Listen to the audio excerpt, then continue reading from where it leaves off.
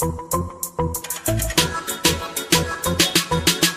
don't need Netflix, you don't need cable. Hop on YouTube, welcome to the hood table, where we chop up local and global events vocally.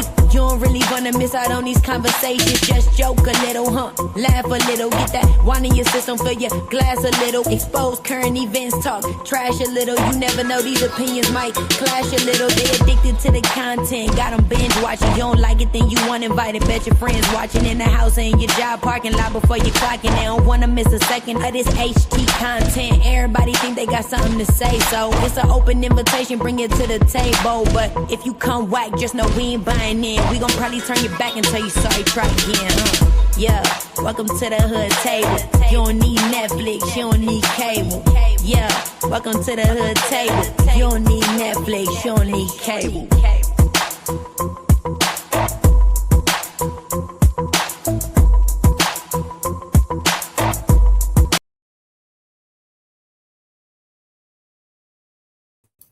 Hey, what's up, everybody? Happy Monday. I hope you all had a wonderful, wonderful weekend. My weekend was great. It was wonderful. I celebrated my grandson, my only grandchild, by the way, but he turned 4 years old this past week. So I was with him and his mom and dad and the rest of our family and friends.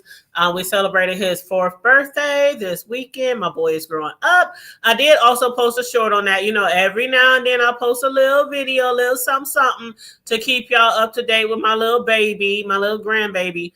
But so if y'all didn't check that out, it is under my shorts, just a few minutes from his birthday party that we held at the park last weekend.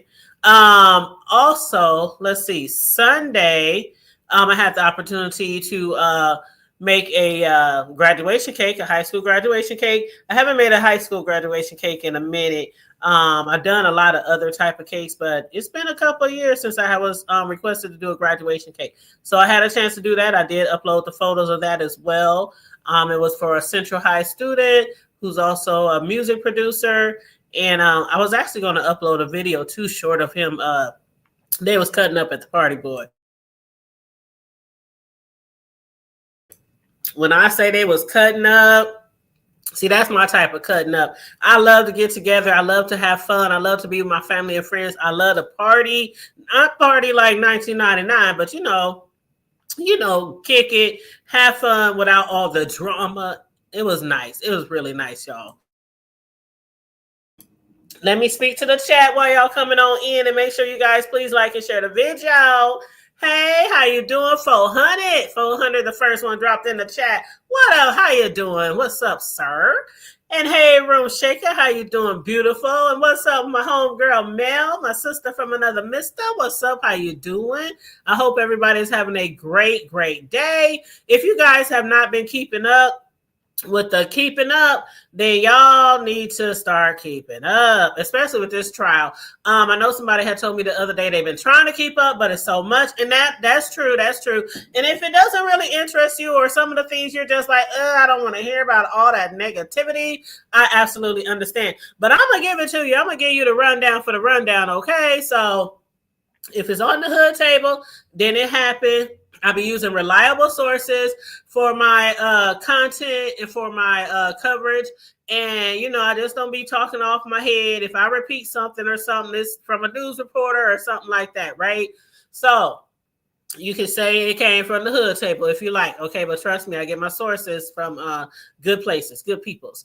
But anyway, we are going to be covering day 6. So week 2, day 6 of the Diddy trial. Of course, I'll be reading through all the transcripts, but I'll also be highlighting certain other things that I saw in the media and certain other things from other content creators. And it's a lot. It's a lot. You said justice for Pac, Diddy going to jail. A lot of people think Diddy going to jail. You said I'm here for whatever you go like. Thank you, boo. I appreciate you so much. But yeah, first thing first though, some of you might have already heard this, but Cassie's husband finally spoke out last weekend.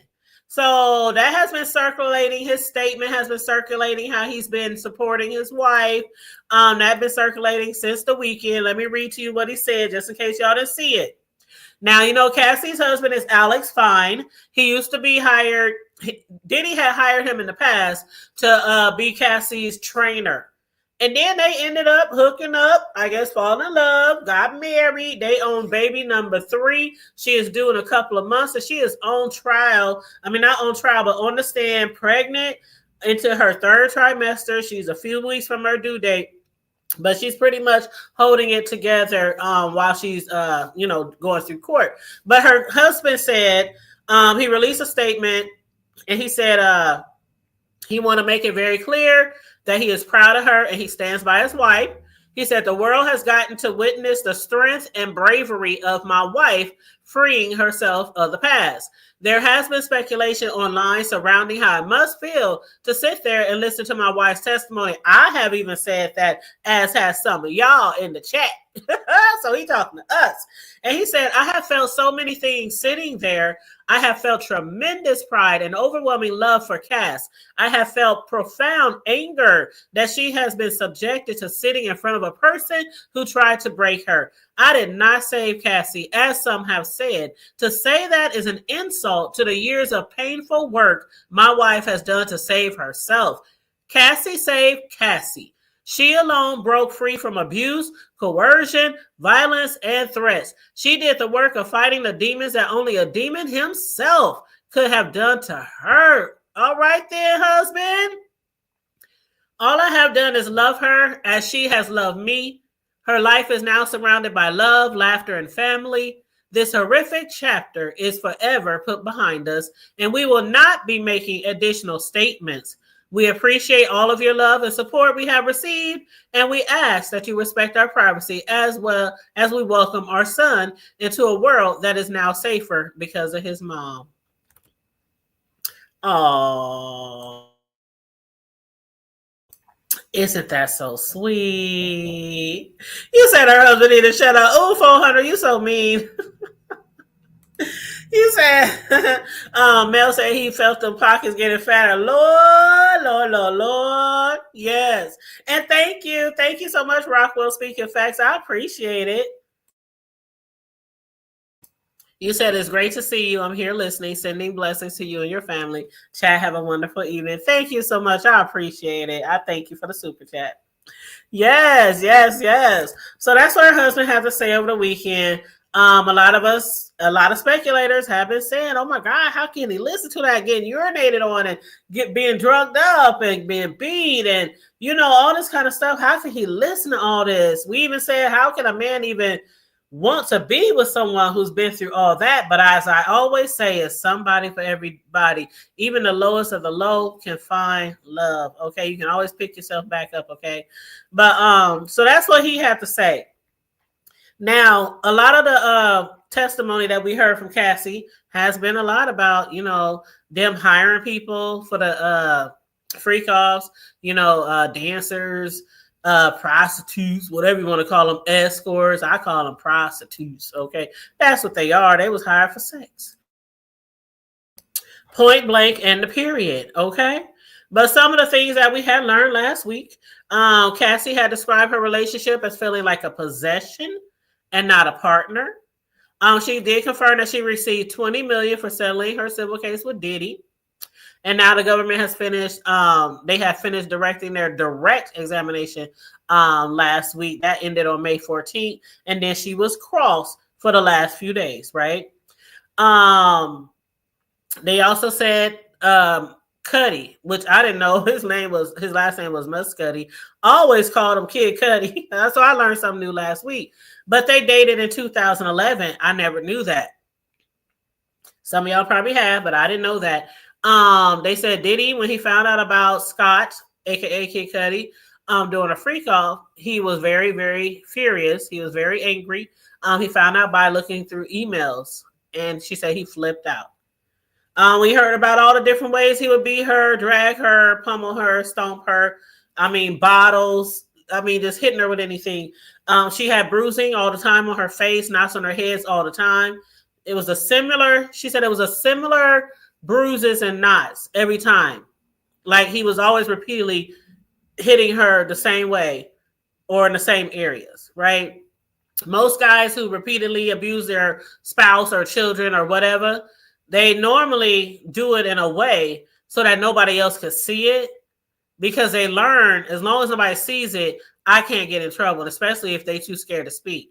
You know, until somebody got to take off their clothes, and then people are like, what the hell have been going on with you, right? But we also heard about allegedly Diddy and D-Rock packing up guns from the safe, you know, and going to get with, oh God, what was his name? Suge Knight. That's what the alleged was. But today, we're going to discuss something else, another side of the story for that situation. We heard how he had lunged at her with a bottle opener he held between his fingers.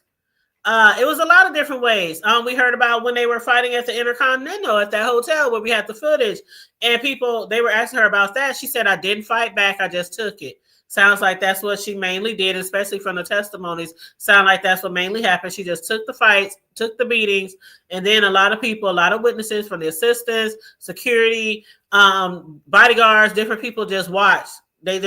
Nobody really intervened. So we learned about that. They're still speaking about that starting this morning as well. And we'll get into those testimonies. We also found out that the escorts that were hired, he would always have Cassie address them this way and making sure they understand that she is not a cop, because it was illegal, which brings me back to, I think, day one, when she said, I never knew that it was illegal for what they were doing. But then she said that Diddy would tell her to make sure you assure them that you are not a cop. And then she would also make sure that they were not a cop as well. So she said he would ask her to confirm like 6, 8, 25, 11 times to make sure they weren't cops as well. One thing somebody said was it is very apparent that both Sean Combs and Cassie were both drug addicts, which obviously their relationship was very dysfunctional, to put it mildly. And it's really hard for certain people to hear, you know, all the things that Diddy did to her. You know, we always hear the rumors about what goes on with certain celebrities and their relationships at their parties and stuff. But to actually hear all this shit on the stand is very shocking and alarming. We heard about a certain lady on the stand. I mean, not on the stand, but in the jewelry box, who was just, they said she just was gasping and clutching her pearls when she heard about all the things that Cassie had been through.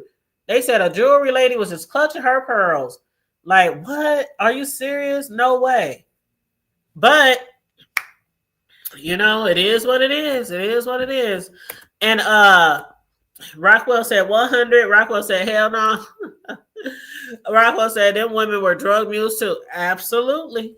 Absolutely. A lot of illegal activity. But a lot of people are still like, where is the coercion? Some people still don't see the coercion.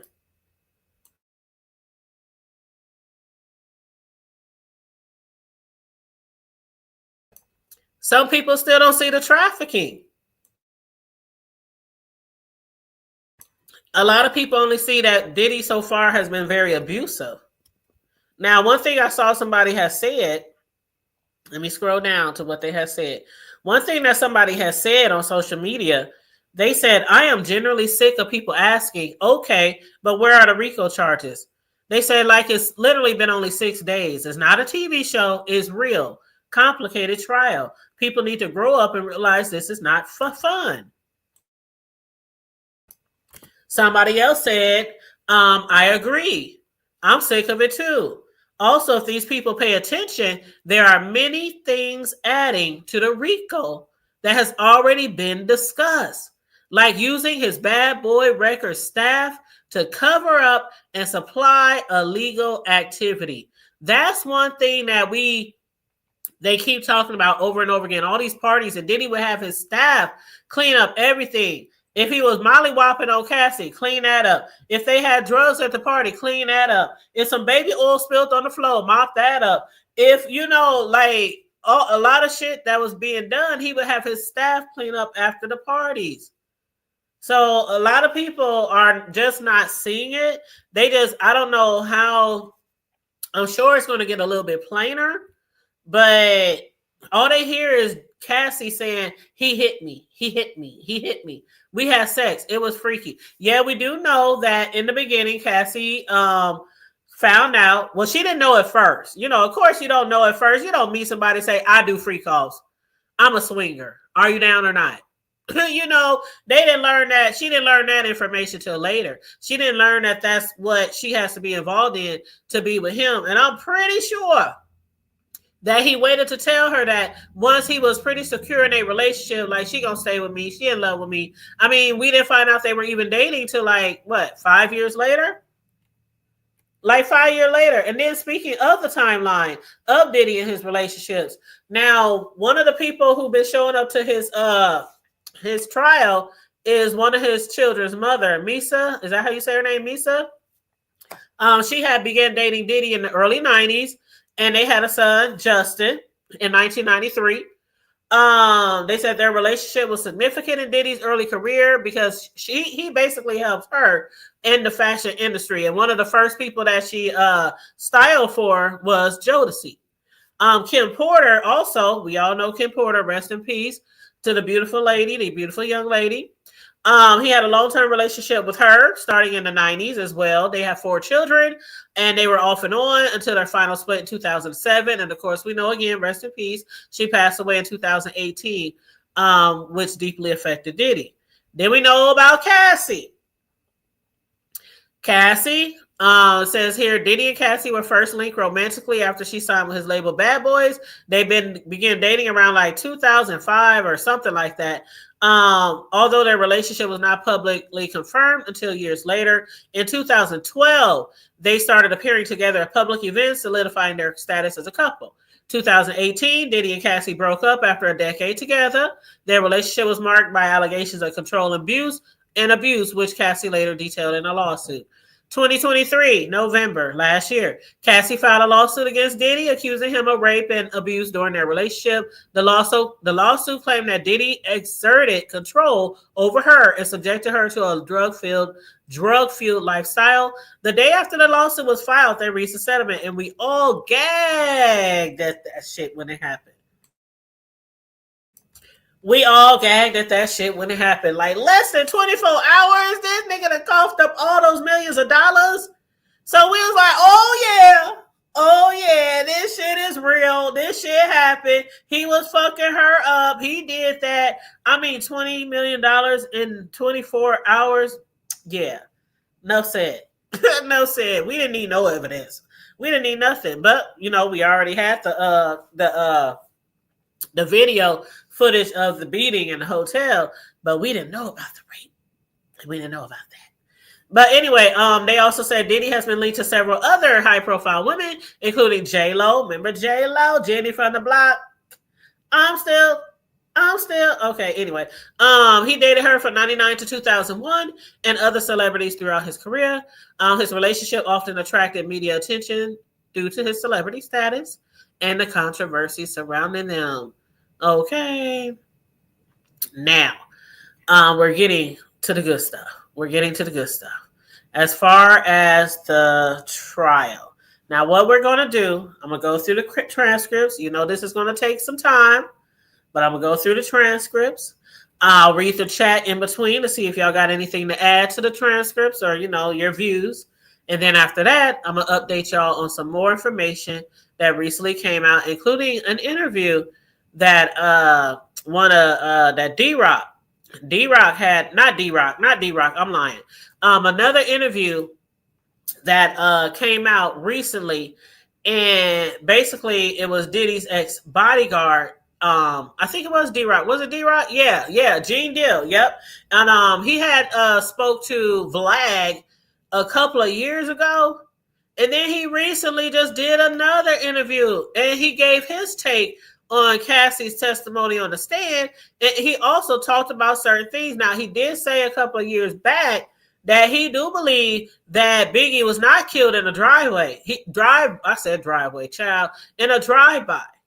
He stands firm on that still to today.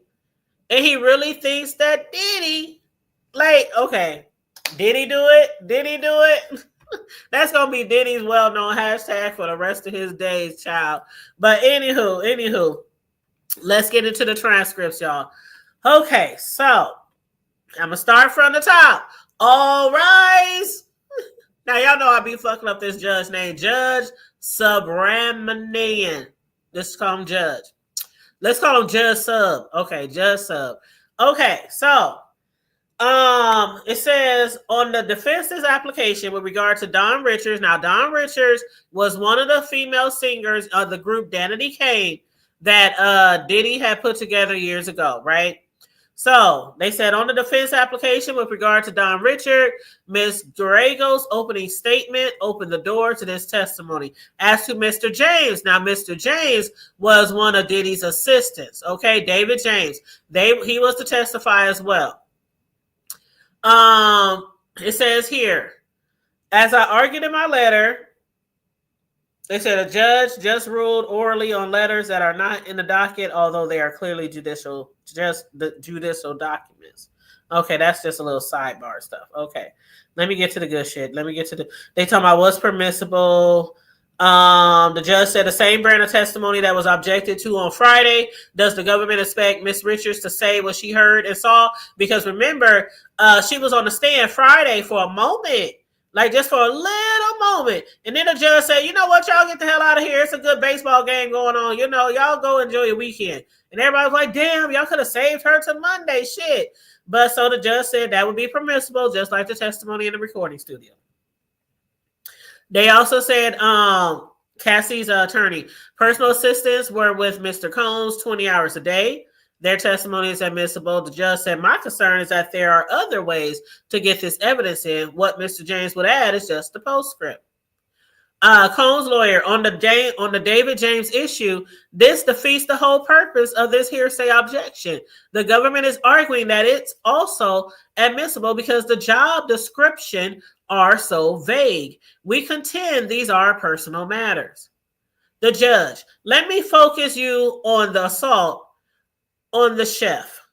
Mr. James learns from a member of the security detail that Diddy assaulted the chef. Wouldn't that be in the scope of their employment? Diddy's lawyer, I don't know what relevance this has to do with racketeering.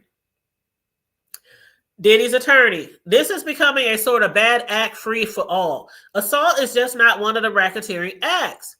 Cassie's attorney, this is relevant to the means and methods of the enterprise. The chef is identified as a victim of forced labor.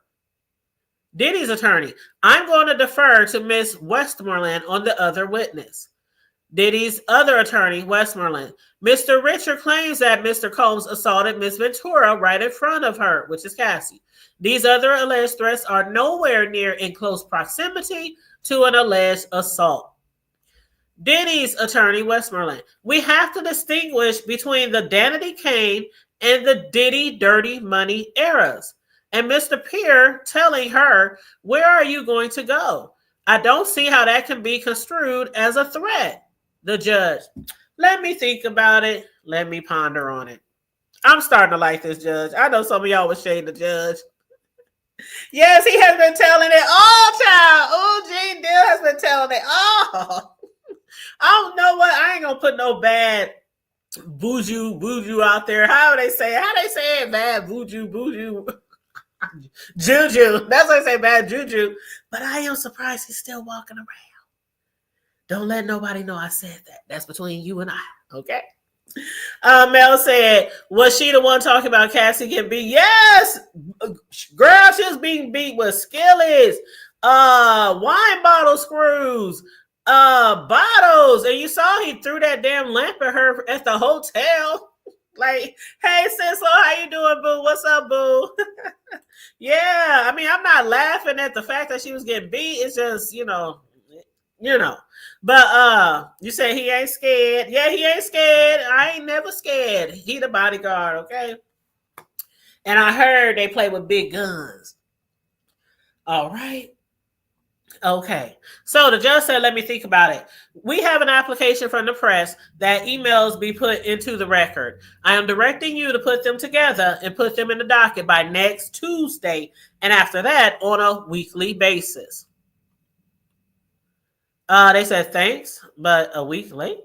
Anyway, okay, so here we go. Jury enters the room. Cassie's attorney start off. When Diddy told you, and she's talking to Don from Danity Kane, all right, the singer. So she said, when Diddy told you people could be missing, how did you interpret it? Don said that people could die. I couldn't believe that this could be the beginning of a journey for us.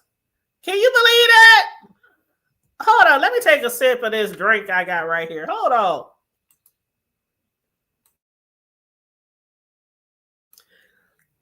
Now, I'm going to tell y'all, if y'all haven't noticed from me doing this for a week now, when I get the transcripts, I don't read through them ahead of time.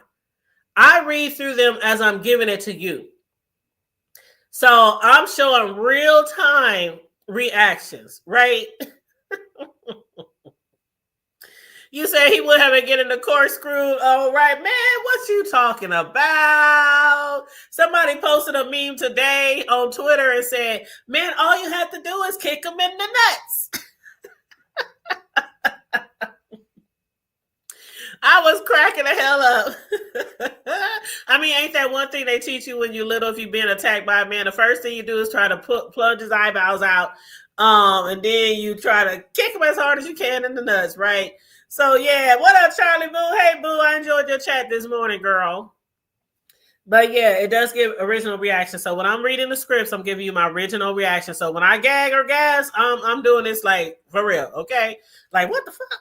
But anyway, so Diddy told Dawn, as soon as they first hooked up, that people could die. And she said, I couldn't believe that this could be the beginning of a journey for us. And the attorney said, as Diddy dirty money? And she said, yes. The attorney said, what did you observe? He would drag her and kick her and punch her in the mouth. What would prompt these acts of violence?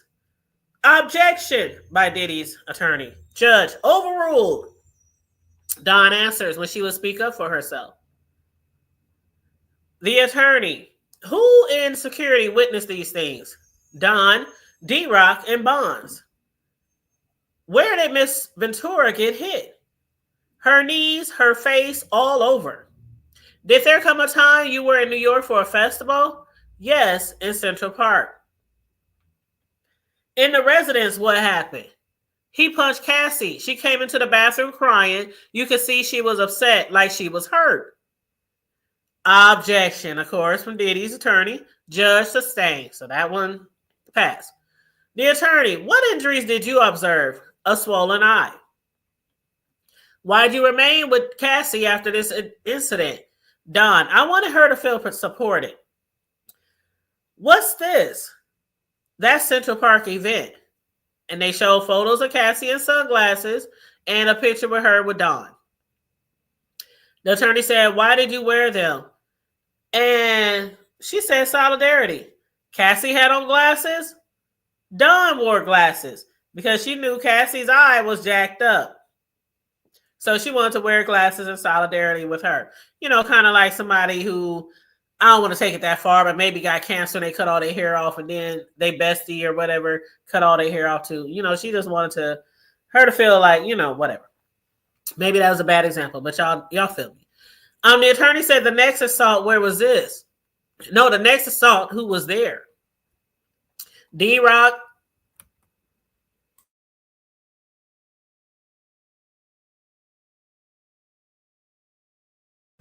I'm sorry, I was reading. I'm trying to read some of the. I thought I saw something highlight. Thank you, Charlie. Thank you for being a member for 7 months. I'm like, did I miss something? Yes. You said that's what you was taught. Foot to the nuts. Yes, foot to the nuts. Okay. And Huggies. Oh, you talking to Mel and Sislo. And thank you. Don't forget to like, share, and subscribe. And you can support the Hood Table at $sign the Hood Table 402. Thank you, my beautiful moderator. Thank you so much. Kick and run. Kick and run. But yeah, so they wore the glasses together in solidarity. The attorney said the next assault, who was there? Don said D-Rock, Capricorn Clock, and Harvey Pierre. Who is Mr. Pierre? At Bad Boy answering to Sean Combs. Did they do anything? None of us did anything. Seems pretty common, right? Don said, when we drove back to LA, he slapped Cassie in the mouth and told her to shut the fuck up. How did the passengers respond? We stayed silent the rest of the ride. Don said, I asked myself, if he did that to someone he supposedly loved, what'd he do to his employees? So I'd approach Mr. Combs with softness. Did you try to intervene in the relationship? No, for my own safety. Did you see Diddy using drugs? Yes, weed, ketamine, Molly, cocaine, opiates? That I never saw. Who brought him the drugs? One Stop, he had it all, including Plan B birth control. Who is One Stop? The attorney, did you see Diddy with guns? Yes, handguns on his lower back. Who else had guns? No, I think that's supposed to say who else had guns. Don says security, D-Rock, and Bonds. What did you do after Bad Boy? Sing whenever I got momentum. I get a FaceTime from him. How did you speak to him? Very soft. I always called him bro. Why did you not disclose the abuse you seen? I was told not to by Diddy and Har Pierre. When did you speak out? 2024. Don. I saw Ms. Ventura, Cassie, take the stand and tell the truth. Okay, another objection from Diddy's side. Judge sustained. Attorney, did you see Cassie file a civil suit and then file your own? Don, yes. Judge, cross. Okay, so Diddy, it was time for cross. Diddy's lawyer said, you are aware there's a motion to dismiss your lawsuit. I have civil lawyers. The attorney, you sat with the prosecutors and your allegations have changed.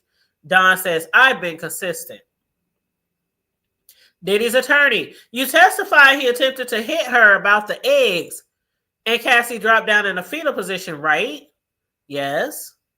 Did you ever say you heard a pan hit the wall? You didn't see it. Don said, excuse me, Don says, I don't recall. Let me check the chat.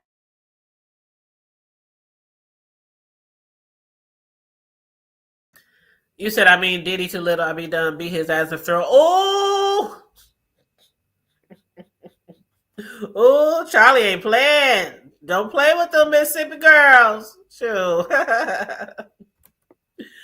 And then Don says she don't recall.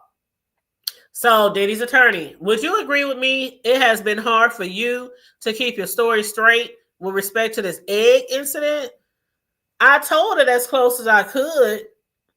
The day after, you say, Diddy said, people go missing. Yes. Let's turn to your interview on March 18, 2025. You did not say anything about Diddy told you people go missing. I don't recall that. No worries. I'm going to show you a document for the parties, page 5. And that's when they show the documents. The lawyer said, isn't it true the first time you said this was a week ago? Would you like me to show you your previous interviews? I know what I said. You said Diddy made a death threat, one that you didn't recall 7 times?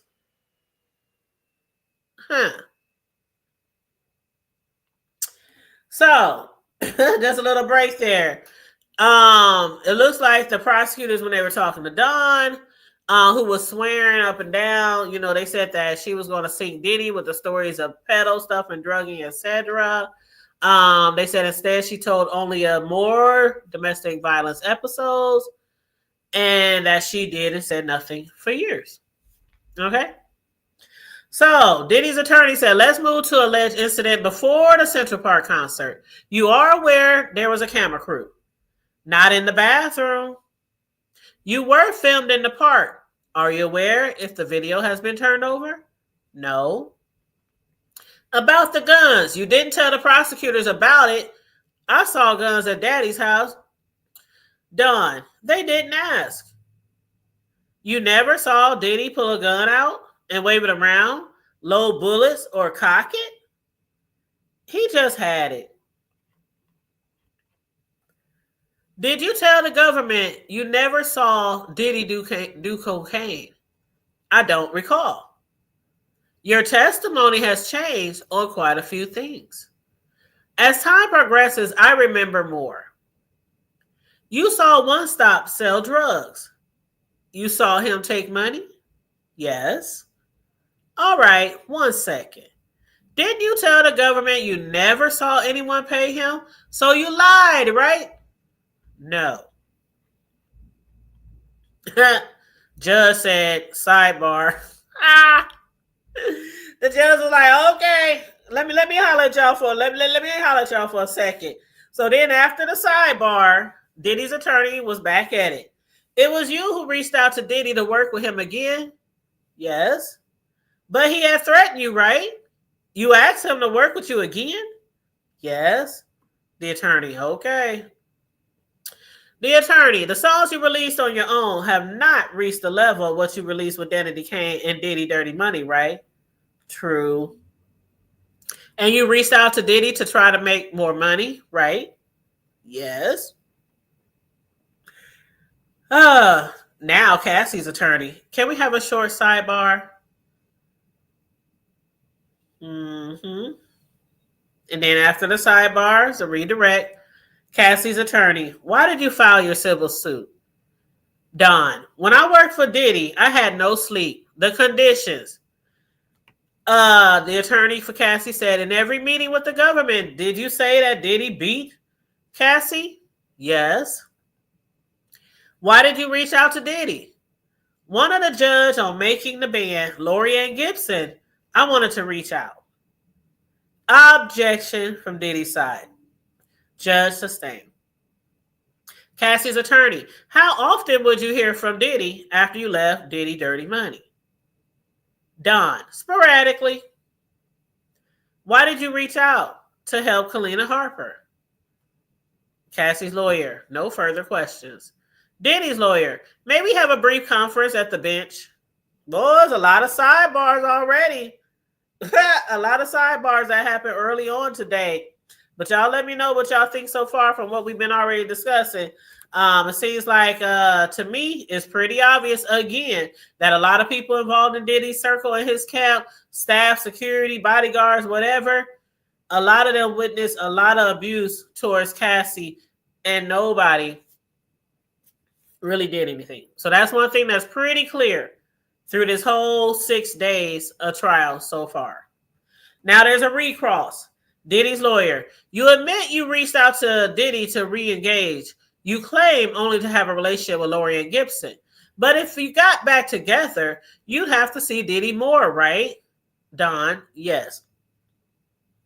Diddy's attorney. You sued for money, right? For justice. But the suit asked for money, right? Yes. Diddy's lawyer. No further questions. The judge asked Cassie's lawyer, any redirect? Nope. And that's when they go on a break. So the judge allows them to go to break. After the jury enters back in, Cassie's attorney. The government calls Kerry Morgan. Now, Kerry Morgan, for you guys who don't know, Kerry Morgan is Cassie. I don't know if she still is, but she was Cassie's BFF, her bestie. So they call Kerry Morgan to the stand, and Cassie's lawyer is first up. Where do you live? Los Angeles. Who is this person in this photo? Cassie. What was your relationship? We were best friends. Her boyfriend assaulted me. Hold on, let me take a drink.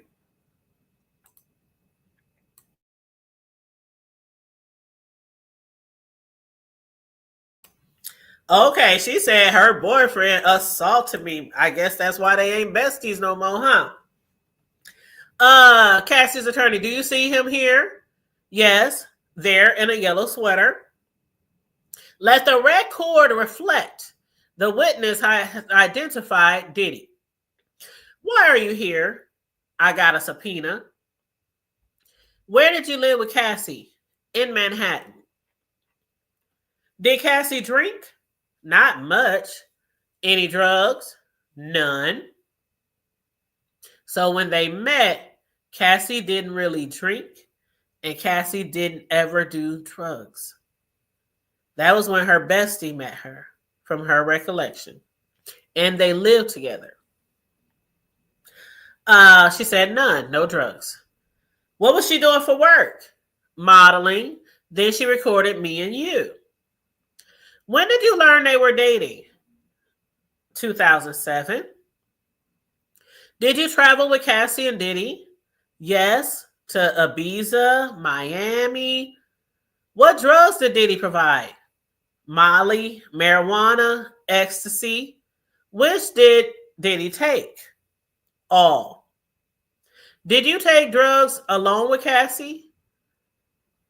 Opiates. How did Diddy act? He would yell at Cassie. We did hear Cassie testify to that Diddy only wanted her to take drugs with him. If she did drugs with anybody else or by herself, he would become outraged. So they said, how did Diddy act? He would yell at Cassie. She lost her confidence, big time lost her spark. Did Diddy talk down to Cassie? Yes, about her looks, who she talked to. Did he contact you looking for her? A lot. Sometimes he would call me 50 times in a row. Would others call you for him? Yes. KK, as y'all heard mentioned in the trial, and for some of y'all who might have been watching the social media today or already knew of her, KK is like Diddy's top assistant. Her real name is Christina Coram. And you know what? Speaking of KK, all right, you know the guy who offed himself? The one who was facing all those charges for trafficking and prostitution and all that. And his assistant, how do you say her name? Giselle? You know who I'm talking about, right? Giselle. I know some of y'all know who I'm talking about. But yeah, Giselle, they compared her, D-Rock compared that assistant to Giselle. Like, and we know that Giselle is in prison right now for helping to facilitate a lot of the alleged traffic, which I guess was proven to be true in court. But anyway, yeah, that's what they saying. They saying that they refer her or they look at her as another Giselle Maxwell. Uh-huh. That's what D-Rock has said. And again, they call her KK. Christina Coram, they call her KK. And she was like Diddy's right-hand man or right-hand woman. He had a lot of former assistants and bodyguards, but they said KK was like at the top, like the closest one to him. She spent a lot of time with him, but she was like one of his really, really trusted assistants. She also allegedly helped set up his freak-off, sexual performances. And she was also one of the main persons that was always tracking Cassie's whereabouts. KK. There was also allegations that she was in love or infatuated with Diddy. And then some other people say, nah, they was just really good friends. They was just really good friends. But yeah, she helped facilitate a lot of the free calls as well. And then they also said that she used to always try to throw other people under the bus. I'm just giving you a background of this KK that they're going to be talking about in court. But they said that she always was trying to get people thrown under the bus because she was always trying to be his number one, always trying to be the closest person to him. But yeah, they compared her to Giselle. And I know I always say her name, Ghislaine, Giselle, Ghislaine, the notorious, the PD, the pedophile, Jeffrey Epstein. Giselle, why I keep calling her Giselle? Her name is Ghislaine. I think that's how you say it, Ghislaine. But they compare her to Ghislaine. And Jeffrey Epstein, he's the one who hung himself in prison because he couldn't face, you do the crime, you face the time. He couldn't face the time. He couldn't face the allegations and the accusations. So he offed himself in prison. Left her here to serve her time. Boy, if I was her, I'd try to reach from the grave and snatch his ass up like, motherfucker, how you gonna Punk ass, coward ass. But anyway, that's just a little bit on this Just Lane. I can't never say her name right. What up, Happy Life? How you doing?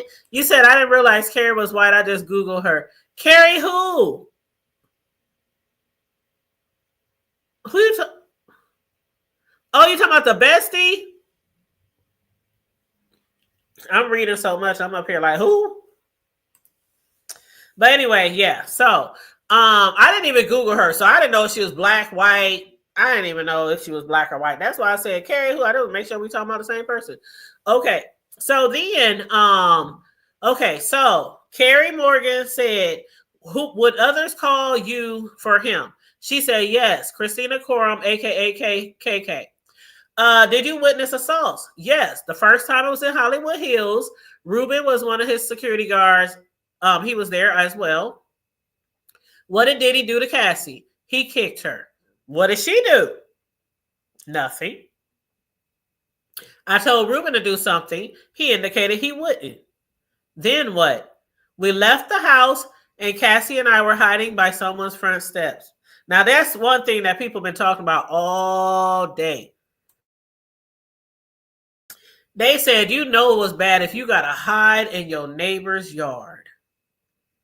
You got to run and hide in your neighbor's yard.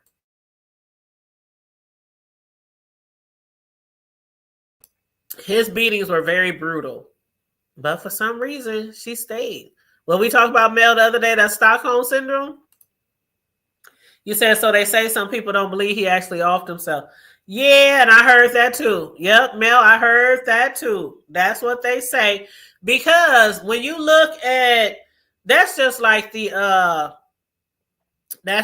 incident that happened here years ago. What was the name of that bank?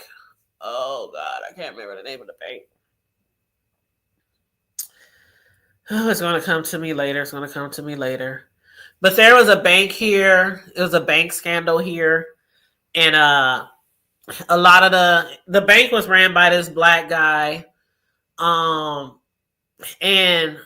allegedly, well, it's true. It's true. A lot of people just don't talk about it. But there was a bank here back in the day.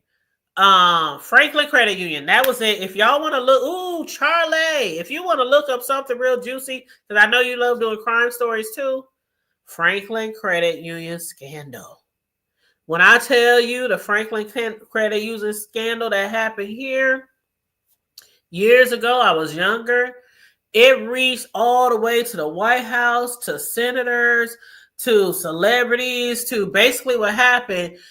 There's a school here and also a home for boys and girls, and it's called Boys Town. And they take in a lot of youth.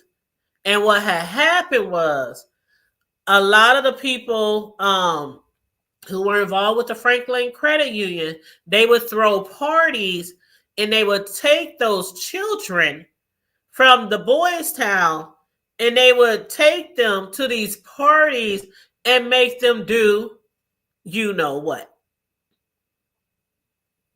Right? These were underage boys and underage girls.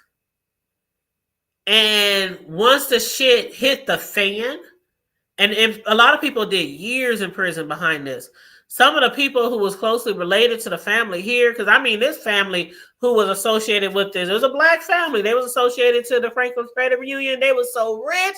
We talking about back in the 90s when rich was like, when you raised up in the hood and your car barely run and y'all barely can keep y'all water on, and you see this family just rich as they can be, fancy cars, homes, just the kids got their own whips and they go on to these nice vacations. And I mean, it's like something you don't see every day. But they were really rich. But a lot of family associated with them, they had to move from the state. They had to move out of town because it had got so bad. And so anyway, I say this to say, a lot of people who were set to testify, people were dropping from planes. People were just dropping like flies who were supposed to testify. So I can believe something like that could have happened because this shit was just kind of like the Epstein shit. That's how big it was. I'm telling y'all, any of y'all who like to do reports or like to look up crime stories, look up the Franklin Credit Union scandal. It's all kind of videos on YouTube. It's all kind of books.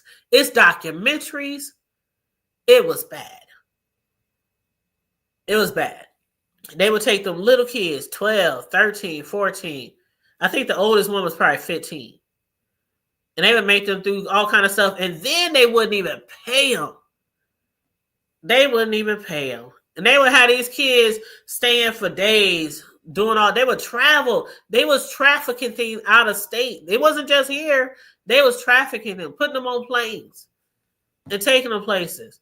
And then bringing them back and just dropping their asses back off. And nobody believed the kids. Nobody believed the kids. They're like, this can't be happening. Y'all, no way. But yeah, it was, yeah, so I believe it. Yep. But yeah, so it's a lot of shit that went down in our city over the years. Child, y'all ever heard of Nico? Nico Jenkins? Look that one up too. There's a lot of shit that happened in our city over the years too. We might be a smaller town, but anywho, back to the transcripts. So, they left the house and they were hiding by someone's front doorsteps.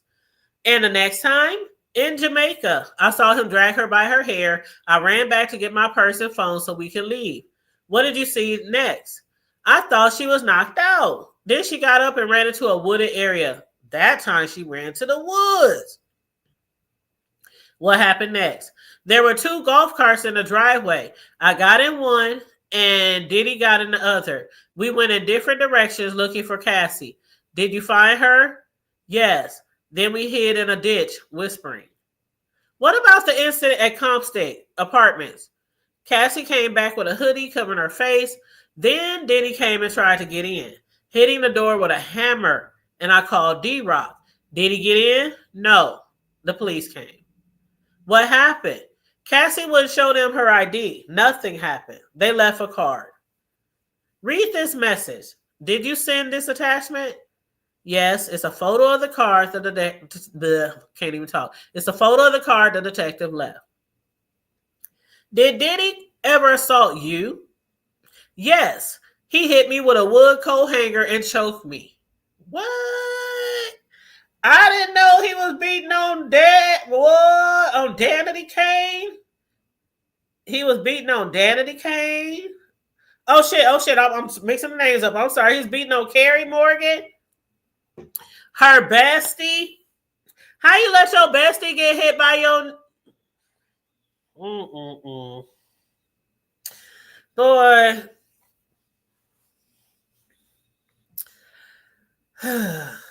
I'm telling you, it's for me, reading stuff like this, hearing stuff like this, even knowing people personally who have been in the domestic DV situations, especially the ones who've been in them for years. I mean, I have people real close to me. I have people in my family who has been in those situations before in the past.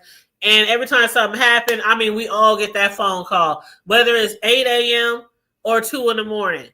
We be running up on people's houses, running up, snatching people out. I mean, I done seen a lot, and I know how it goes. You get beat up, you separate, they apologize, you let them back. It's like a revolving door. It just keeps like a broken record. But what's so hard to me is like, you can never understand. Like they always say, put yourself in somebody's shoes.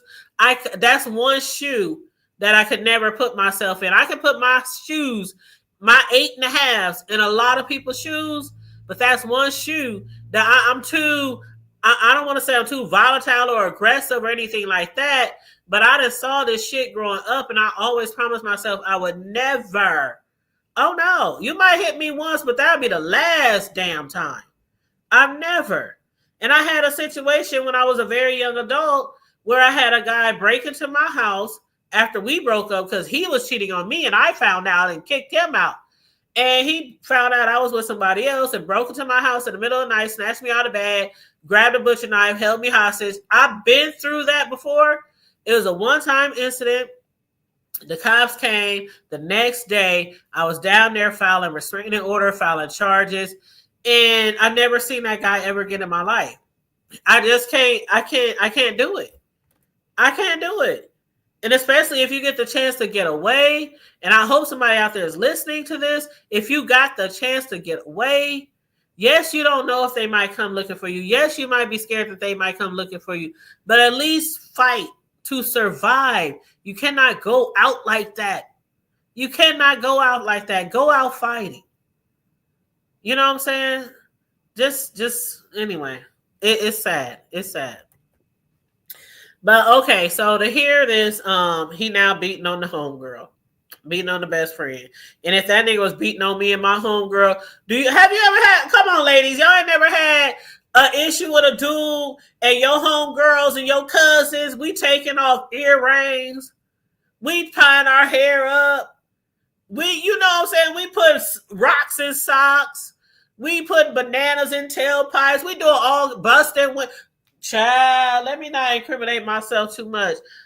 Ain't no way. We ain't both getting fucked up. Like, are you crazy? We ain't both getting fucked up. Shit, you jump on that nigga from the back and I bust him in the head with a bottle. Like, come on now. But anyway. So, they said, where did the hanger hit you? This is to the bestie. Behind my right ear. What did you express concern about? Who Cassie was they said, what did Diddy express concern about? Who Cassie was cheating on him with? Who did you speak to about it? Ryan, Diddy's old assistant. What did he do? Nothing. And Cassie's bestie shrugs. I have not spoken to Cassie since. The jury then goes out to lunch. The arguments continue while the jury is gone. It's just a little small talk. The judge says, what's your best citation to try to get this evidence in? I don't know what the hell that means. 614 F30. I don't know if I think that's the evidence numbers.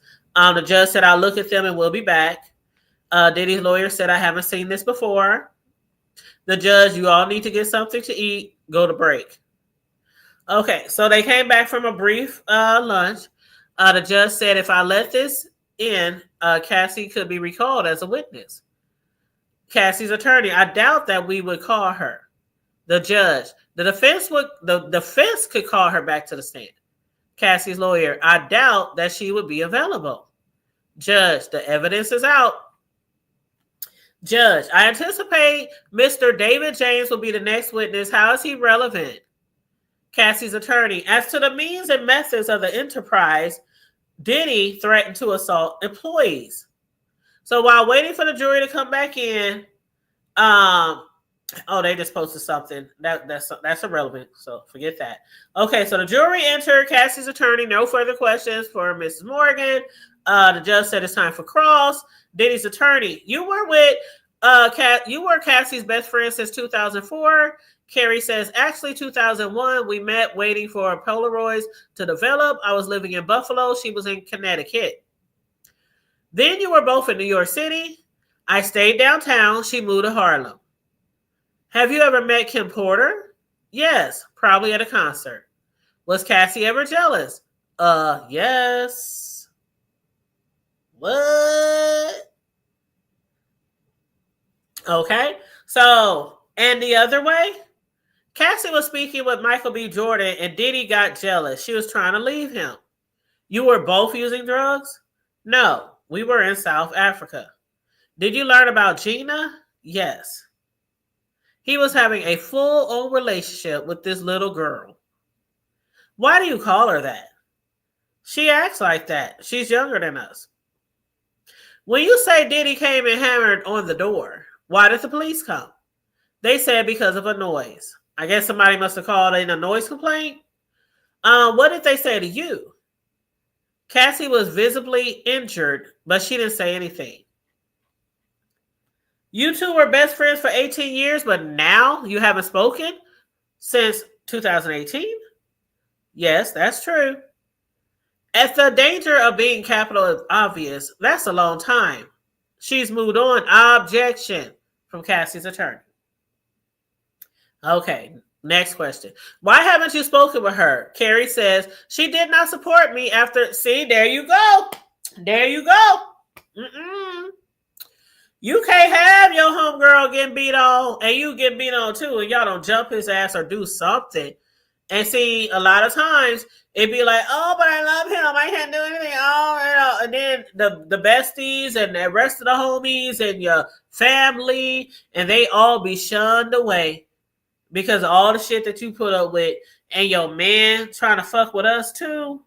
So anyway, that's what she said. She did not support me after Diddy assaulted me.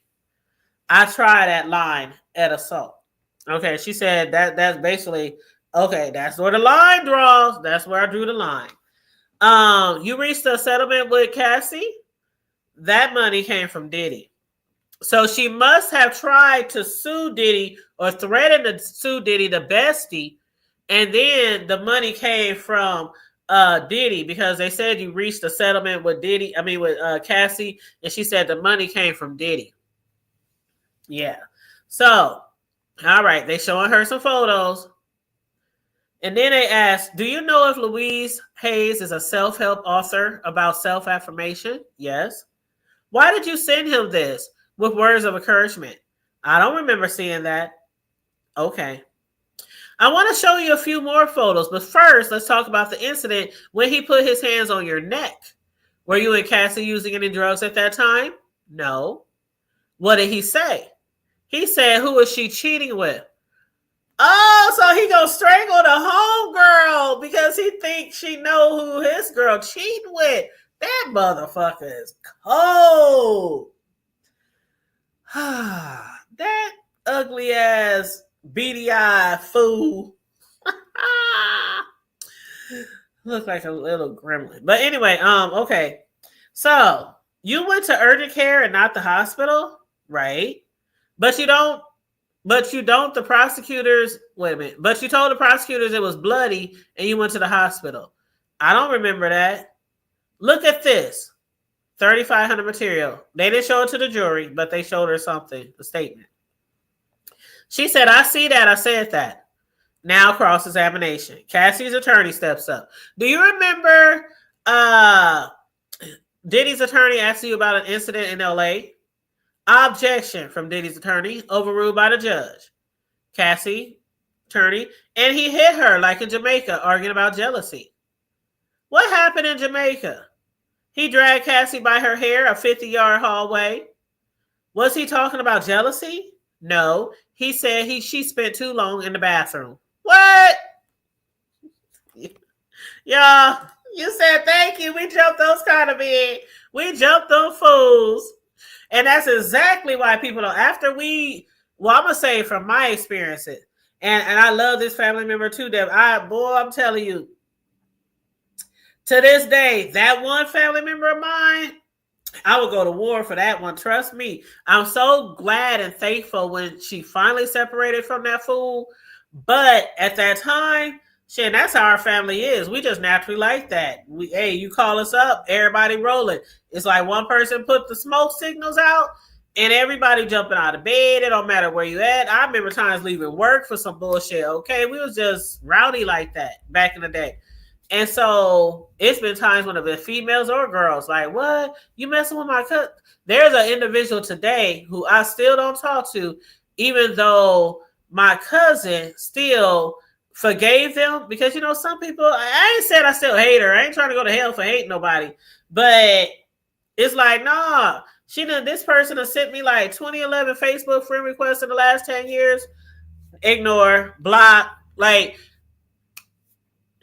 nope, we can never be friends or anything after something you tried to do to my cousin back in the gap.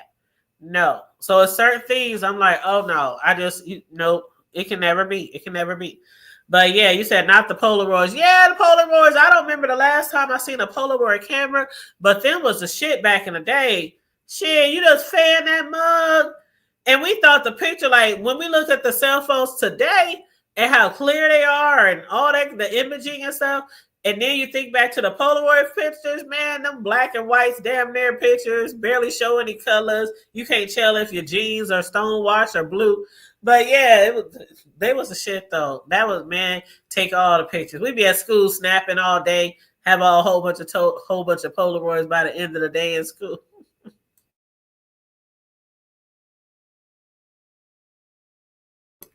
But yep. So where we at?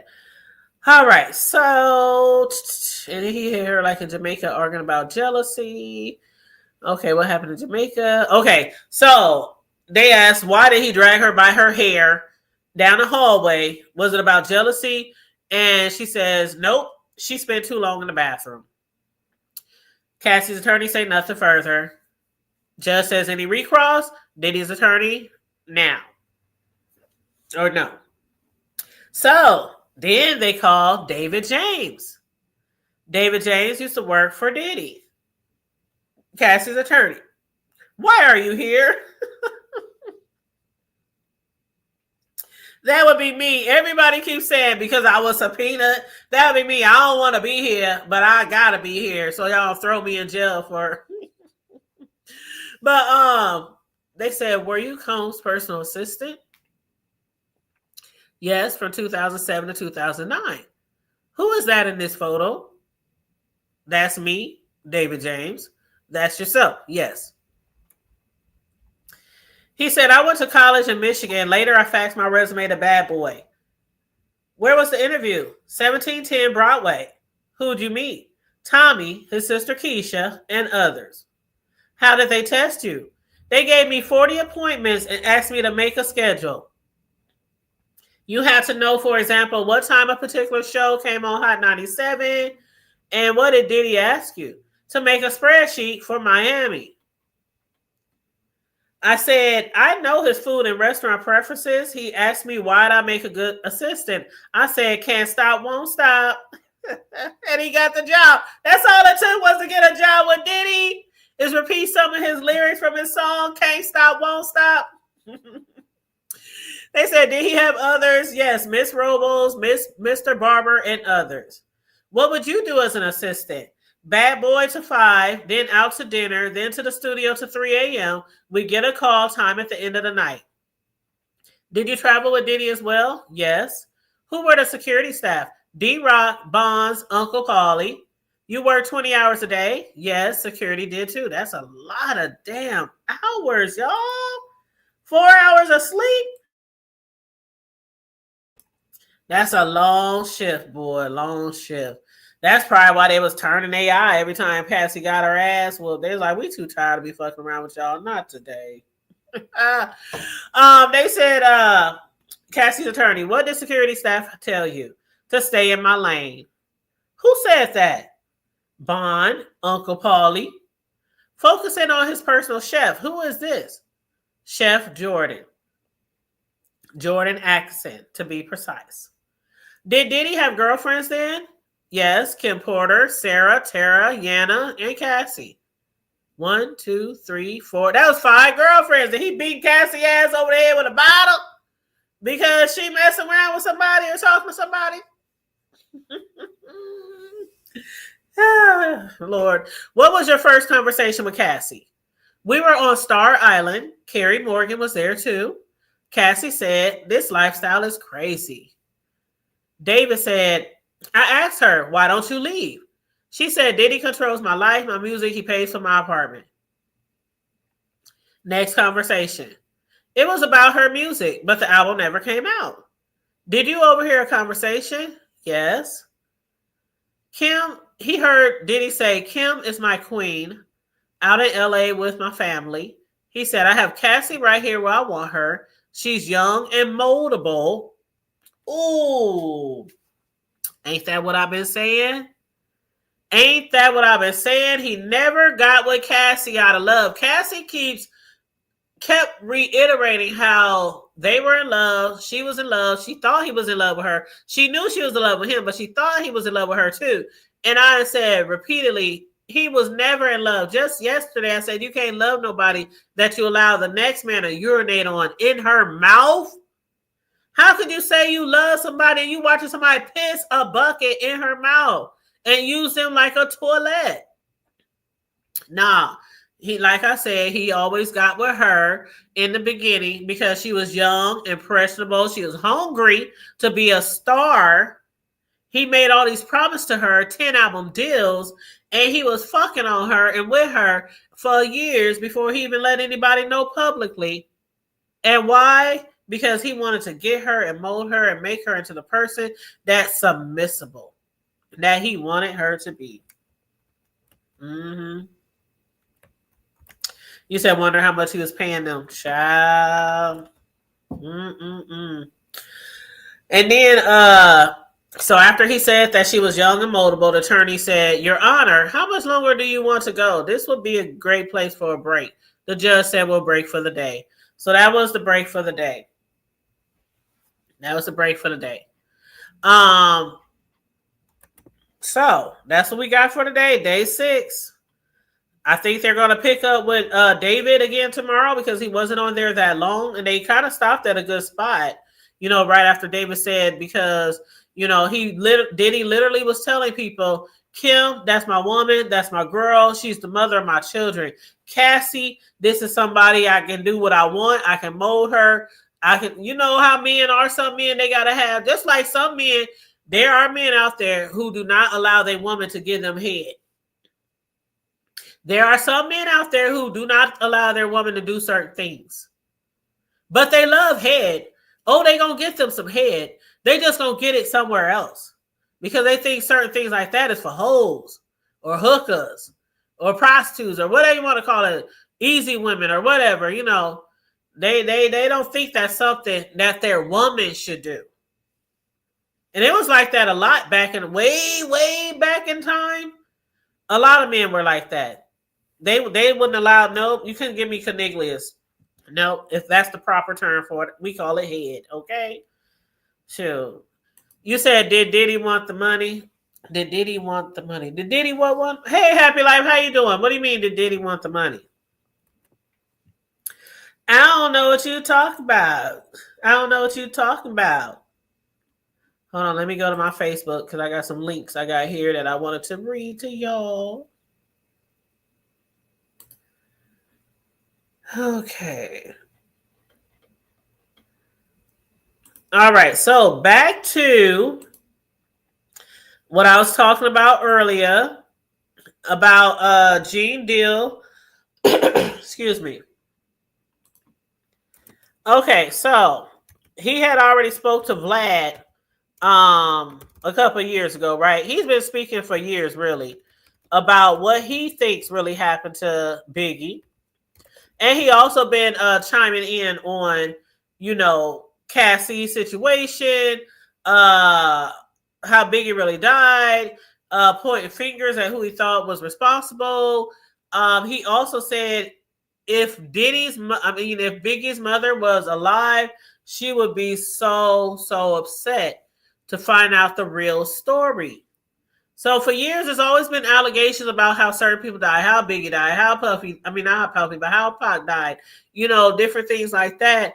And Gene, he's back on a YouTube channel again, this time on The Art of Dialogue. So I'm going to drop the link so y'all can check it out too. Because I shall not play the video because I don't like really playing other people's YouTube videos. People might try to strike you. But there's the channel right there. Hold up, that's the wrong link. Hold on, I think that's the wrong link. Let me remove that one.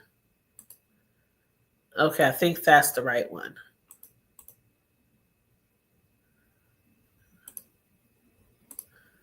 Okay, so I think that's the right one right there that I just put in. But anyway, so he the title of that video says on YouTube, Gene Deal breaks silence on Cassie's shocking claims on what Diddy forced her to do to other men. Now, if you go through the transcripts, for some people who don't like watching videos, you can just hit transcripts and you can just read, from the beginning. So I'm gonna just read through the transcripts, right? And he was also on The Art of Dialogue before. And they was telling him basically, welcome back. They was like, what do you think about the first week of Diddy? He said, I want to get to my opinions on that. It's a lot of people saying, giving their opinions. Everybody at first was scared to give their opinions. And now a lot of people are front and center telling all their stories, all the Diddy stories. They said everybody breaking the internet. A lot of YouTubers, a lot of bloggers are breaking the internet right now, talking about Diddy and what they think about everything. But he wants to give his opinion on the subject. And he said he thinks it's crazy. Excuse me, let me get a drink. Let me get a sip.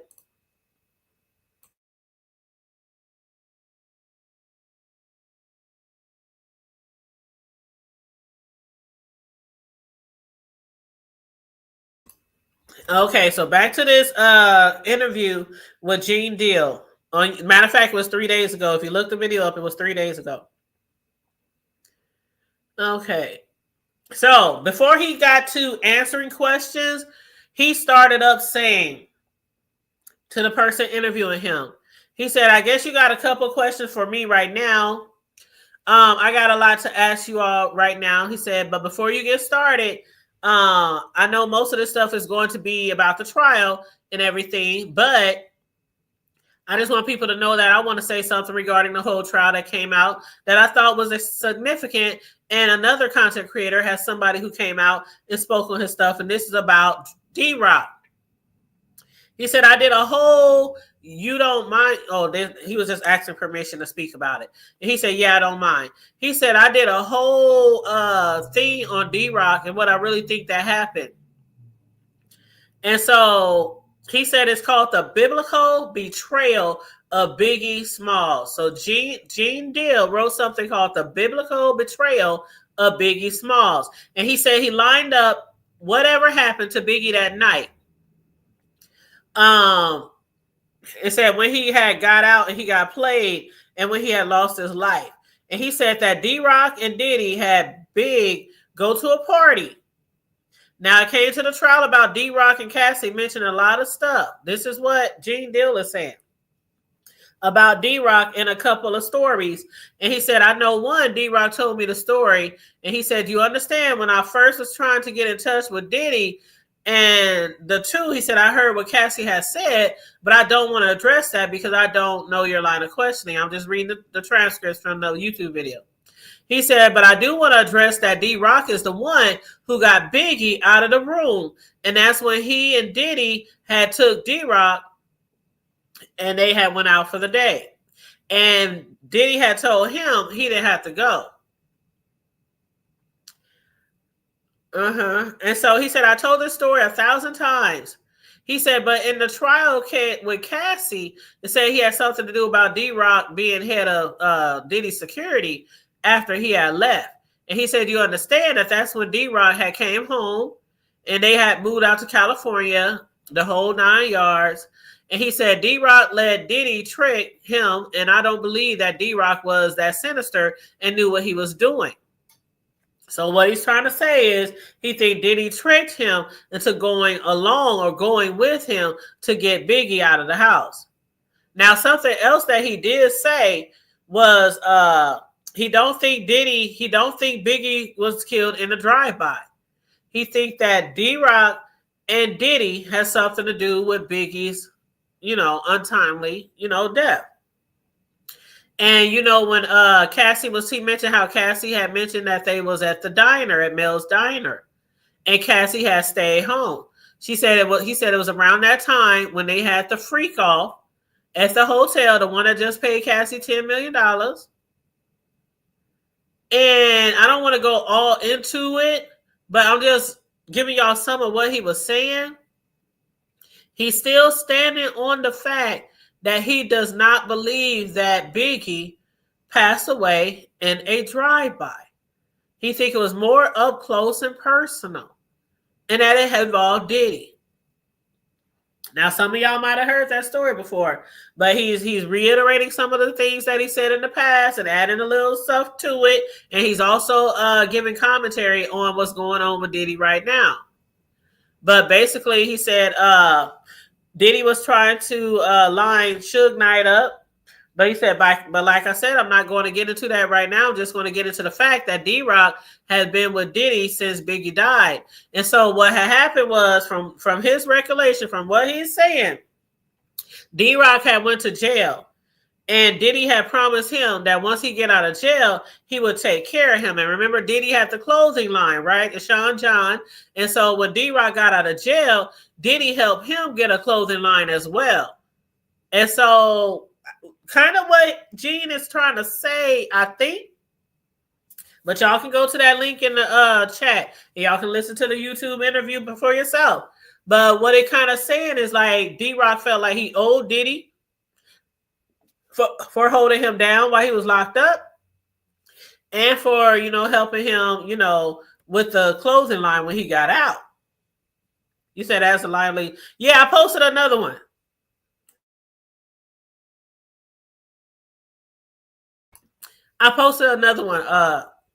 Charlie.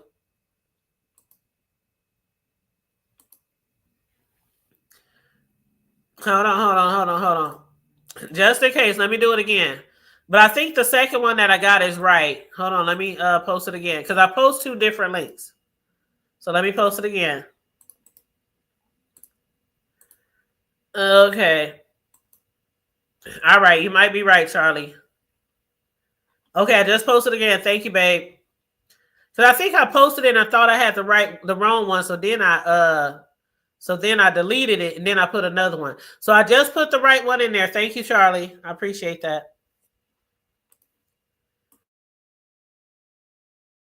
So yeah, basically what it's trying to say is that Diddy kind of lined up D-Rock, allegedly, to help him get the job done. That's what it sounds like to me. And that's he's kind of been, sticking to that story for some years now. And he's one of the main people who has been speaking out against Diddy, all these years. So y'all can go check that video out, and y'all let me know what y'all think about it. You can come back and drop it down in the comment section if you want to. But let me see if there's anything else on here that I should read before I let y'all go. Let's see. Puff was trying to line Suge Knight up. Oh yeah, he said so the clothing line was called Bully. And so Gene Deal said Puffy or Diddy gave D-Rock a clothing line, or help him get his clothing line lined up, and it was started up, and it was Bully. And it was called Invisible Bully. And they said it was actually Biggie's idea for him to do the clothing line for him, and it was called Invisible Bully. I don't remember that clothing line. Do some of y'all? I don't remember that, but it was like T-shirts and things like that, he said. And so he said Diddy was actually like paying him back for helping him to get Biggie to that party. Y'all hear that? Gene Deal said after D-Rock got out of jail, Diddy helped him on his feet, basically. And he also helped him get started on a clothing line. And Gene Deal said he believes that Diddy was paying him back. So it's crazy because at first it kind of looks like D-Rock, because Diddy was holding him down, that he was just doing him a favor. But from what Gene Deal is saying, it's like Diddy owed him for helping him to get Biggie to that party. But he did say if Mrs. Wallace, this is what he said. Gene Deal said if Mrs. Wallace, he said he's glad that Biggie's mother, Mrs. Wallace, is not here. Rest in peace. He said, I'm glad she's not here to hear that, because she was very fond of D-Rock. And he said she was very fond of D-Rock. So, yeah, that's all I'm going to read from there. If y'all want to go listen to it, I dropped the right link in the chat. I dropped the correct link in the chat after Charlie told me I dropped the wrong one. So check it out if y'all want. It was a pretty good interview. But like he is saying, Gene Deal saying, a lot of people who never spoke never testified, never spoke out. Now everybody is bumping their gums talking about it. From the chef to the security guards, the assistants, the bodyguards, a lot of people are speaking out. I think a lot of people are speaking out because a lot of what they were doing was illegal. A lot of what they were doing, maybe they looking for immunity or something like that. I don't know, child. But anyway, that's all I got. We read through the transcripts. Tomorrow I'll be back. And again, I think David James is going to be back in the hot seat because he wasn't on there that long at the end of the day. The last thing that David James said, matter of fact, before the people who just might be coming in, David James was one of Diddy's assistants. And one of the last things that they asked him was, did you overhear a conversation with Diddy? And he said, yes. And he said, I heard Diddy say Kim, speaking of Kim Porter, his mother's children, the one who passed away. He said, I heard him say, Kim is my queen out in LA with my family. And then he said, I have Cassie right here where I want her. She's young and moldable. And that's when Cassie attorney said, Your Honor, how much longer do you want us to go? This would be a good place to break. And the judge said we can break for the day. But let me tell you what, a lot of people on social media was like, what the hell is up with this? This judge take way too many breaks. And then it wasn't even nowhere near 5 o'clock. They ended at like 3 p.m. So a lot of people didn't understand why the judge let them go so early on in the day. But they did. So I'm assuming they'll be back with David James first on the stand tomorrow. And I'm looking forward to hear what else he got to say. All right. Oh, yes, absolutely. Absolutely. They talked about that. I saw a news reporter talk about what was actually an attorney who was being interviewed by a news reporter. This was probably last Wednesday or Thursday. And he said, even like the situation with Cassie when she sued Diddy and he paid her $20 million, that she wasn't even supposed to speak about. But once a court subpoenas you and you have to testify and they want you to testify on a specific case or a situation and the DNA goes out the window. They said not the DNA, the NDA. It's an NDA, Mel. You got me saying DNA too because that's what you type. But NDA goes out the window. Even if it's a disclosure on there that says you can be sued or you got to pay all the money back or whatever, if you talk about it, yep, that's even in a settlement. Once the court comes in, once the subpoena plays a part, then you have to talk about it. You are forced to talk about it. You can't say I'm not going to court or none of that shit. So, yep. So NDAs go out the door once you've been subpoenaed. Yep. That's okay, Mel. I'm up here at the DNA. But yeah, child, it's a lot going on in my Tracy voice. But yeah, today was a pretty good court day as far as, what we heard, the testimonies and things like that. Even though they are still just covering, his violent tendencies and how angry he can get and how brutal he can get. Like I said earlier, some people is still like, but where is the conspiracy? Where is the RICO? Where is the trafficking? Where is this? And again, I'll read you what somebody said. They said, I'm so sick of people talking about where is this and where is that. We only talk about Diddy beating on people. And they said for all the people who are talking about, where is the RICO? They said, are you not listening? Like he was using his bad boys record staff and his security guards and his bodyguards and his chefs and everybody, his assistants to cover up and supply illegal activities, to cover up illegal activities and supply illegal drugs. And they was like, people talking about where are the RICO charges? Again, we're only on day 6. I'm sure a lot more is going to eventually come out. So yeah, I think they just covering right now the coercion.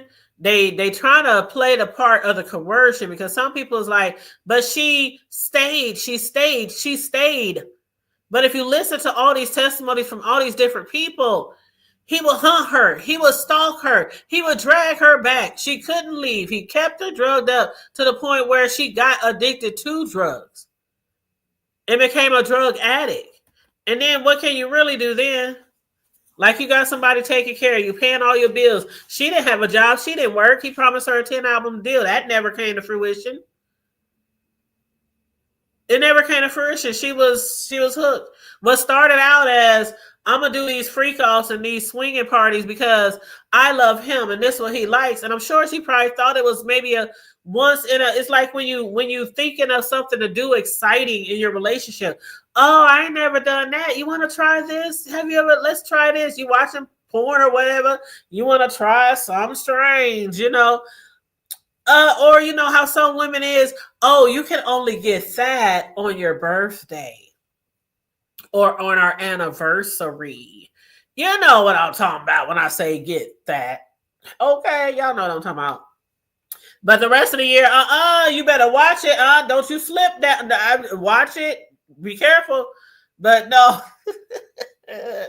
But I'm sure when she first started dating him that she didn't think it was like an everyday thing. She didn't think it was a whole 9-to-5 job plus overtime, 3-4 days a week, like you a damn nurse or a doctor working 12-hour shifts. She didn't know it was going to be all that. But anyway, Happy Life said Diddy wanted the money because maybe he wants to mold her into make her something, make more money. Well, they never made more music though. And again, I ain't hating. I ain't upset that she didn't make no more music because again, she was okay. She was okay. You know, for her one hitter quitter, her album, that one song, Me and You, whatever, she was okay. That's the only song I really remember. But I'm sure she probably had a few other good ones on that joint, but I wasn't like a humongous fan of Cassie's. It was just like, it was one of those things where you hear the song every fucking where you go. And it was one of those songs that stuck in your mind. Like, me and you. It's just me and you, just us two. I don't remember all the words, but anyway, it went something like that. But yeah, it was just one of those songs that stuck in your head, and you just had to sing when you heard it. Come on, you just had to sing it. But you said never start anything new like that if you don't plan to keep it up, because men, yes, honey, you will let that man do something different with your ass. Pun intended. Or with their ass. Pun intended. Oh, I told y'all the story about how one of my homegirls I ain't saying no names, but one of my homegirls was dating a guy. And the first time they did it, he asked her, did she have any toys? And she thought that he was going to use her toys on her. It was like that scene from Sisters, the Tyler Perry show Sisters, when that man turned around and popped that booty up, and he was like, I want to go first. And she was like, huh? What? And he was like, yeah, I like that. You know how it hits that spot. You know how the male spot, the male, or whatever the spot they call it. I forgot. I can't think of it off the top of my head right now. But yeah, that spot between the balls and the walls, whatever. And I was like, bitch, did you do it? She said, yeah. You did? She said, yeah, and that was the end. She said, after that, I didn't answer no more phone calls. I didn't call him. I didn't respond to his messages. She said it was a one-hitter quitter. I said I couldn't have done it. I couldn't have done it. Yes. The male G spot. I couldn't have done it. I was like, I would have been like turning my head, pushing. Is that okay? Am I doing it right? I couldn't.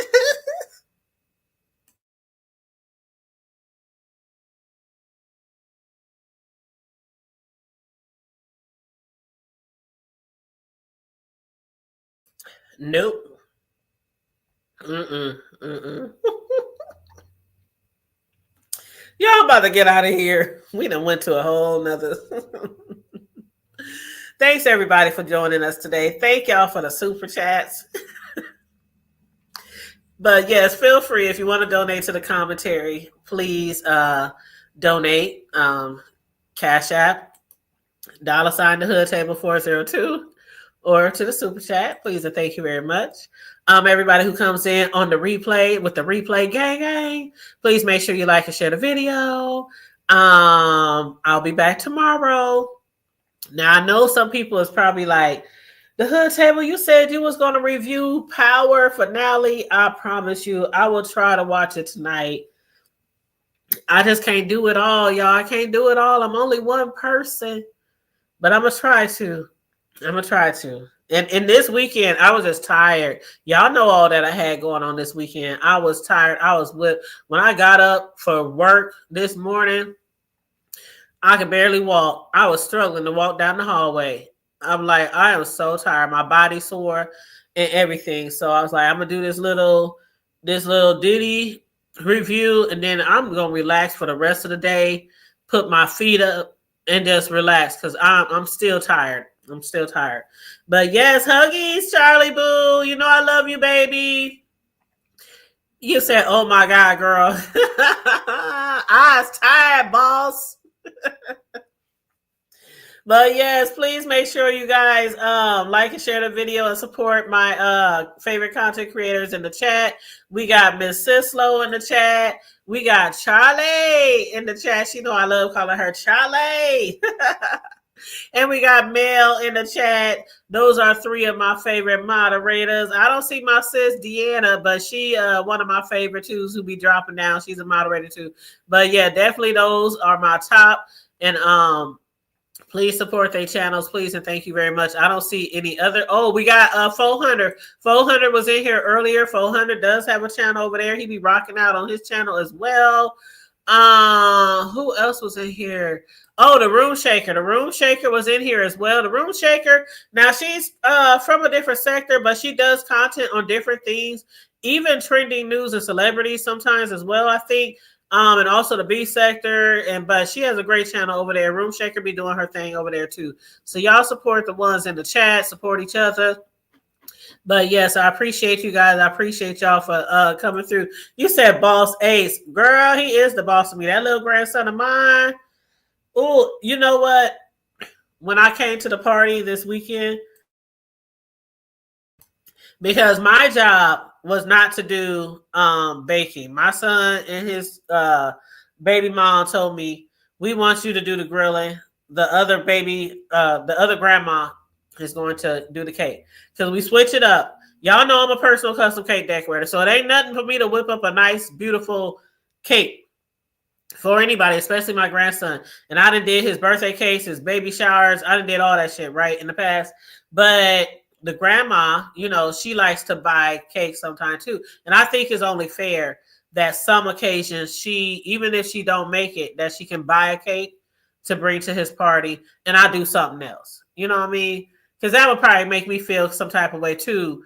You know, if it was vice versa. And the other grandma is always making all these nice fancy cakes. And I can't do that, but can I at least go buy him a nice cake?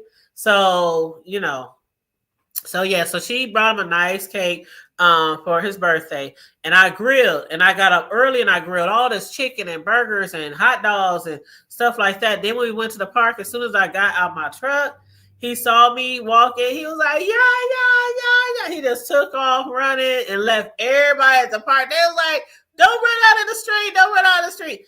And for dang near the whole time I was there, he would not leave my side. I just love that little boy. I just love him so much. Yes, that food was good. When I tell you they were smashing that food, people was taking all kind of plates home, Charlie. They was taking all kind of plates home. They're like, oh my God, these wings. And then my son had me cracking up because during the party, when he was eating his wing, he said, there's only one person I trust with my barbecue, and that's my mama. Everybody was busting out laughing. And my other cousin there, who always likes my chicken wings, she even said it. She said, "Oh my God, when I heard you was doing the barbecue, I had to make sure I got my grandkids up here too." But yeah, I be throwing down. Shoot, I can cook, grill, all that stuff, soul food, barbecue, bacon, all kind of stuff. You name it. But yeah, so it was really good. It was really good. I'm the only one who actually didn't bring home a plate. My youngest son did, but I didn't want to steal from his because when I got up the next day, I was like, dang, I should have made me a plate of them wings because them wings was fire. I think them was the best ones I ever made, y'all. But they was fire. And I did a whole bunch of them, but I did half of them with barbecue sauce and I did half of them with no barbecue sauce because, you know, some people don't like sauce. They said they both was good. People was eating both of them. So maybe next weekend I'll throw some more on the grill and I'll send you and Charlie some, sis. So I'll send y'all some virtual wings. But yeah, so I'm gonna get out of here, you guys. I hope you guys enjoy the rest of your evening. Like and share the video. If you want to bless me for the commentary, $ the hood table 402 on the Cash Apps, or you can super chat. And as usual, stay safe. Oh, you say you can taste it now? Yes. Yes. But as usual, stay safe, be blessed, remain vigilant at all times, and always remember to keep it hood. I'm out. Bye.